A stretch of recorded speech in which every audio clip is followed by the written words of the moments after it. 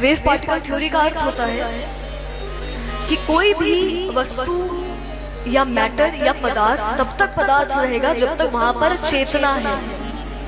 जब किसी को क्वांटम फिजिक्स समझ नहीं आती तो वो उसे भगवत गीता में ढूंढने निकल पड़ता है और वहीं से अंधविश्वास को साइंस का टैग मिल जाता है। पार्टिकल तब तक मैटर है जब तक चेतना है। ये लाइन सुनते ही पता चल जाता है कि बोलने वाले ने ना क्वांटम मैकेनिक्स पढ़ी है ना एक्सपेरिमेंट देखे हैं। वेव पार्टिकल डुअलिटी का मतलब ये नहीं कि कॉन्शियसनेस से मैटर बदलता है। इसका मतलब है कि सब एटॉमिक लेवल पर पार्टिकल्स में वेव लाइक प्रॉपर्टीज भी होती हैं। बस कॉन्शियसनेस है, जैसे ही वहां से चेतना जाती है तो वो पदार्थ, वो मैटर वेव बन जाएगा, तरंग बन जाएगा। क्वांटम थ्योरी में कहीं भी कॉन्शियसनेस की भूमिका नहीं आती। यह मेजरमेंट और प्रोबेबिलिटी की फिजिक्स है, न कि भगवान और आत्मा की कविता। इसी सिद्धांत को भगवत गीता के 7वें अध्याय में भगवान ने कहा कि मेरी दो शक्तियां हैं, परा और अपरा। परा शक्ति जो चेतना है और अपरा अर्थात स्थूल प्रकृति।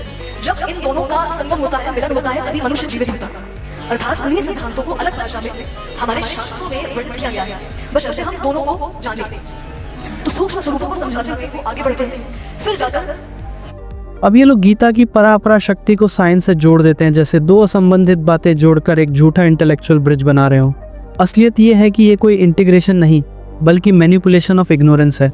धर्म ग्रंथों की भाषा और फिजिक्स की इक्वेशंस को मिलाकर सूडो विजडम का इल्यूजन बेचा जा रहा है ताकि जनता को लगे देखो हमारे शास्त्रों में सब लिखा था। लेकिन सच ये है, साइंटिफिक एविडेंस शून्य है और लॉजिकल इंटेग्रिटी पूरी तरह गायब। ये वही चाल है जिससे ज्ञान का गला घोंटकर अंधभक्ति को अथॉरिटी दी जाती है।